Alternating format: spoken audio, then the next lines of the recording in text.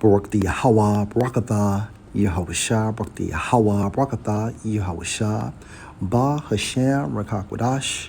Double honors to the apostles, the elders, salutations to you, sincere brothers, teaching in truth and sincerity.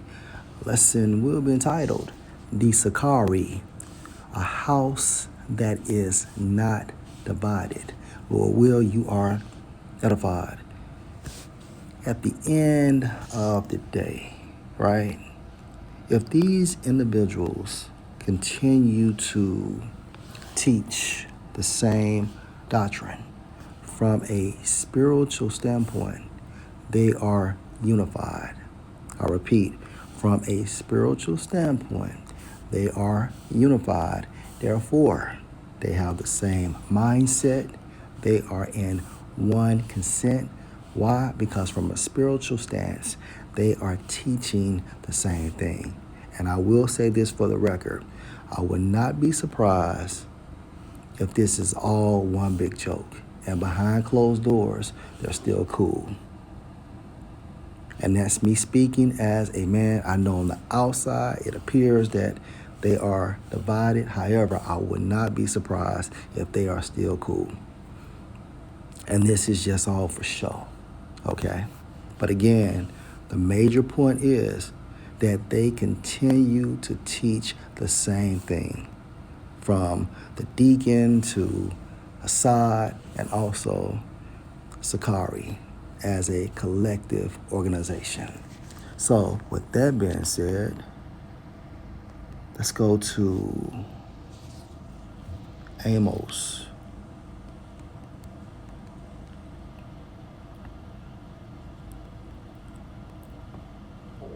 Three and 3.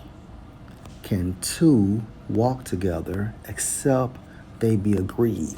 So, although Assad and the deacon both stated that they were no longer a part of Sicari, however, from a spiritual standpoint, they are still in an agreement. Meaning what? They teach the same things. Okay? They teach the same shit. So, in a nutshell, the big question is, why aren't they not together? That's the question. If they're teaching the same thing, if it had nothing to do with the doctrine, how come they are not together? That's a question. Let's go to Acts, the 2nd chapter.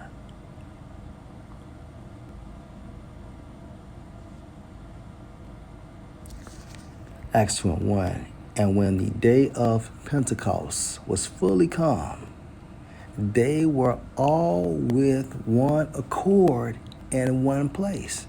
Right. So the disciples who later became apostles, right? They were instructed by Yahushua to go to this particular place, and at the allotted time, they would receive the Holy Spirit. But the point is, they were all with one accord, meaning what? They had the same mindset. So therefore, they have the same consent. So if Sicari is teaching the same thing, they are in one accord.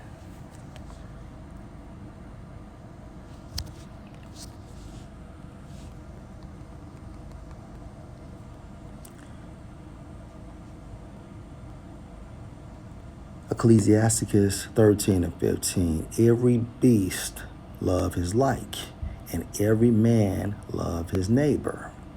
All flesh consorts according to kind, and a man will cleave to his like. Now this is the point.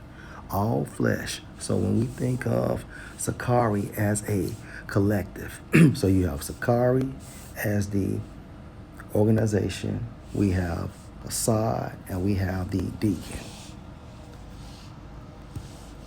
Every beast love his like, and every man love his neighbor. All flesh consort according to kind. So by doctrine, they still consort together. Okay? and a man will cleave to his like. So from a spiritual standpoint, they are in an agreement. So therefore, that house is not divided. What fellowship has the wolf with the lamb? So the sinner with the godly. Verse 18. What agreement is there between the hyena and a dog? And what peace between the rich and the poor? So with the rich and the poor is levels to it. So the rich has certain access to earthly goods that the poor doesn't know anything about. However, when we reflect this back to the Sicari, there is an agreement between Sicari, the deacon, and Hassad. And that agreement is the doctrine. And by default, they are in the same spirit. Okay?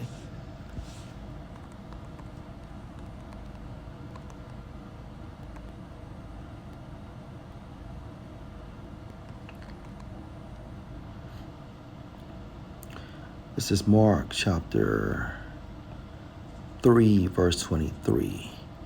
And he called them unto him and said unto them in parables, how can Satan cast out Satan? Yahushua speaking. And if a kingdom be divided against itself, that kingdom cannot stand. And if a house be divided against itself, that house cannot stand. Verse 26, and if Satan rise up against himself and be divided, he cannot stand, but has an end. Because at the end of the day, if two kingdoms are divided, if a house is divided, even if Satan is divided, right? At the same time frame, they are divided because they are no longer in one spirit. Okay? And that's where the confusion, the separation, the chasm comes in. However, in the case of Sicari, is this house truly divided? When all three parties are still in one consent based on their doctrine, something is fishy. And if Satan rise up against himself and be divided, he cannot stand, but has an end. Let's jump back to 25. And if a house be divided against itself, that house cannot stand. So is this house truly divided? If they're teaching the same doctrine from a spiritual standpoint. And like I said before, I'm speaking as a man. I would not be surprised, okay, if this house behind closed doors is still intact.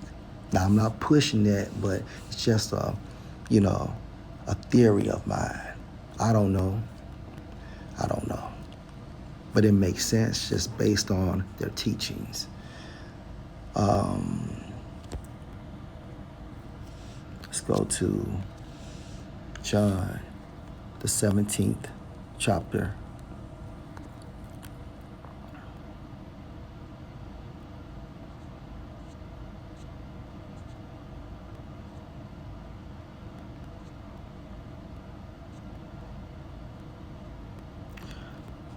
All right, the point is John 17 and 21. Let's start at 20. So you see Yahushua praying for the elect, okay? John 14 and 20. Neither pray I for these alone, but for them also which shall believe on me through their word. So the elect as a whole. Okay, starting with the 144,000. Verse 21, that they all may be one, as you, Father, are in me, and I in you, that they also may be one in us, right?